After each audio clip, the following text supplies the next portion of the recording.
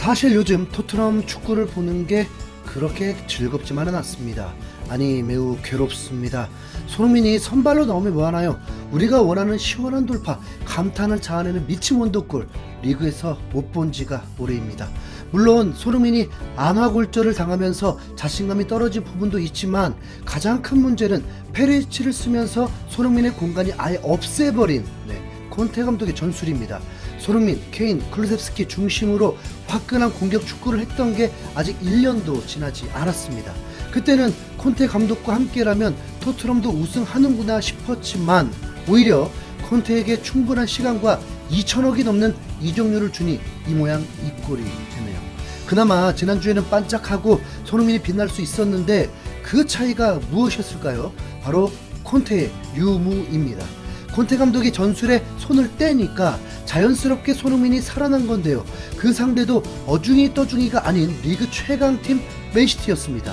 맨시티를 상대로 이미 1차전에서 12분 만에 3실점으로 역전당하는 환장의 명경기를 보여주면서 2차전은 매우 걱정스러웠는데 스텔리니 감독 대응은 위기를 기회로 바꿔버렸습니다.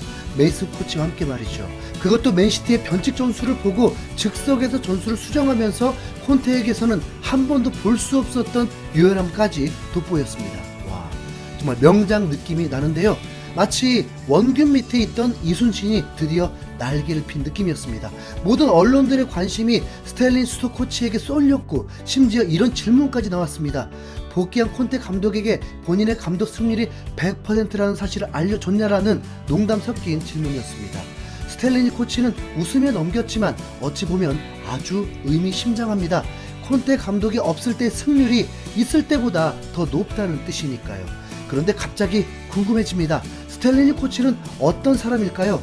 콘테 사단의 2인자로 항상 콘테 옆에 있었다는 건 아는데 정확한 정보는 잘 몰랐습니다.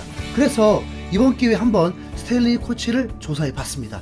왜 이렇게까지 하냐면 손흥민의 부활에 스텔리니 코치가 매우 핵심적인 인물이기 때문입니다. 스텔리니는 수비수 출신으로 이탈리아 국가대표는 되지 못했지만 유벤투스에 입단하기까지 했는데요. 심각한 다리 부상을 당하면서 유벤투스 소속으로 2경기만 뛰고 제노아로 떠나게 됐습니다. 제노아가 3부 리그로 강등될 때는 팀을 떠나지 않은 스텔리니는 다시 팀이 1부 리그로 승격시키고 나서야 선수로서 은퇴를 했는데 다른 건 몰라도 의리 하나는 정말 어마어마한 선수였습니다. 그리고 얼마 안 있다가 코치로 다시 축구계에 돌아왔죠. 보통 스텔리니가 2011년부터 콘테와 함께 유벤투스에서 코치 생활을 시작했다고 알고 있는데 사실은 그 전부터 같이 일했습니다.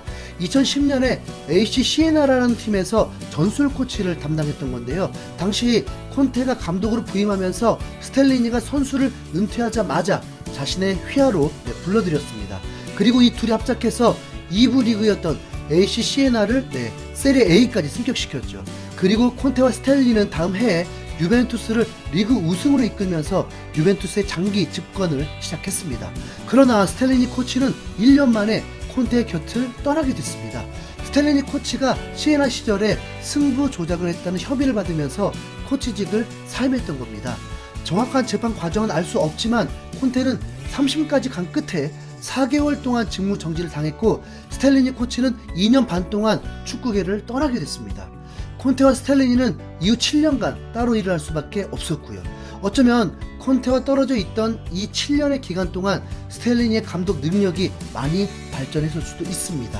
스텔리니는 자신이 은퇴를 했던 제노아의 유소년팀을 맡아서 2년 반 동안 감독직을 수행했고 3부 리그인 알레산드리아에서 1군팀 감독까지 경험했습니다. 콘테 전술 코치를 시작해서 유소년팀 감독과 1군 감독을 거치면서 자신만의 경험을 쌓은 거죠. 그리고 2019년에 인테르에서 다시 콘테와 결합했습니다.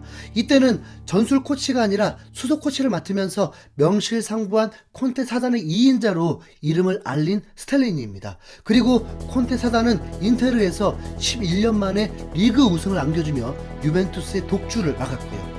스텔리니의 감독 대행 승률은 이때부터 100%를 기록했습니다. 콘테가 경고 누적으로 퇴장당한 3경기 동안 팀을 이끌면서 그때마다 승리를 했던 겁니다. 스텔리니가 콘테 없이 혼자서 다른 팀의 감독직을 수행했던 게 큰 도움이 된 것 같은데요. 이 긍정적인 징크스가 토트넘에서도 이어졌습니다. 딱히 쉬운 팀만 만난 것도 아니고 오히려 어려운 경기를 맡았습니다. 챔스 16강 진출이 걸린 마르세유와의 원정 경기에서 2대1로 승리했었죠. 이 경기가 손흥민이 다친 경기인데 정말 엄청나게 걱정했습니다. 결국 이 경기를 이기면서 극적으로 16강에 진출했습니다. 그리고 최근에는 맨시티에게 끔찍한 역전패를 당하고 2주 만에 다시 맞상대를 하는 상황. 그러나 영웅은 난세에 나온다는 말처럼 스탈리니 코치는 맨시티를 잡고 리그 2연승을 이어갔습니다. 감독인 콘테가 수술을 하면서 팀이 어수선해질 수 있었는데 완벽한 반전을 일으킨 겁니다. 여기까진 참 좋았습니다. 패배할 줄 알았던 경기에서 이기고 레스터전에서 3연승을 하게 되면 4위가 될 수 있는 상황에서 담낭현 수술을 마친 콘테 감독이 생각보다 빨리 돌아왔습니다. 이게 그렇게 나쁜 소식일 줄은 이때까지만 해도 전혀 몰랐죠. 맨시티도 잡았는데 레스터는 가볍게 3연승을 이어가면서 리그 4위까지 올라갈 수 있는 절호의 기회라고 여겼습니다. 그런데 이게 웬일입니까? 페리시치가 다시 설치기 시작하고 손흥민은 미드필더가 되어 있고 케인은 슈팅 1개밖에 못하고 다시 환장의 경기력이 돌아오면서 이번 시즌 최다 점수차 패배라는 굴욕까지 당해야 했습니다. 맨시티전과 레스터전의 간격은 일주일도 아니고 6일이었습니다. 이 6일 동안 있었던 변화라고는 콘테의 복귀뿐이었는데요. 경기력은 또다시 최악이 되고 심지어 벤탄쿠르까지 다치는 재해가 일어나 버린 겁니다. 그리고 경기 후 인터뷰는 스탈리니 코치에게 밀었죠. 선제골을 넣고 대친 경기에서 기자회견조차 코치에게 미룰 정도로 건강 회복이 덜 된 상태였다면 차라리 더 푹 쉬어야 했을 텐데요. 밀란과의 16강 1차전에서 기어코 콘테가 맡았고 결과는 다들 아시죠? 이제라도 콘테가 이탈리아에서 회복에 집중한다고 한 게 다행인지 애초에 조기 복귀하지 말고 계속 이탈리아에 있었어야 하는지 그건 잘 모르겠지만 콘테가 없는 지금이 오히려 손흥민이 살아날 기회입니다.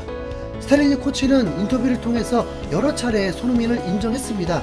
손흥민은 득점하지 못했을 때도 팀을 도왔다. 수비 상황에서 기여하고 수비수를 유인하며 공간을 창출했다. 손흥민의 활약은 득점 여부에만 달린 게 아니다. 지금처럼 계속 해나간다면 골은 따라올 것이다. 그걸 기다리기만 하면 된다. 손흥민의 진가를 인정하는 명장 스탈리니 인터뷰를 보니까 속이 편안해지는 기분입니다. 이렇게 손흥민을 믿고 있는 스탈리니 코치, 아니 감독은 웨스트햄전에서 다시 한번 손흥민을 살려줄 것입니다. 3백 자체가 문제는 아니라 콘테의 답없는 고집이 문제니까요. 맨시티전에서 3백전은 보이지만 실제로는 4백 전술을 썼던 것처럼 웨스트햄전에서도 손흥민 살리는 명장 스탈리니의 전술을 기대합니다. 여러분도 기대가 되신다면 구독과 좋아요 부탁드립니다. 이상 흰수염고래였습니다. 감사합니다.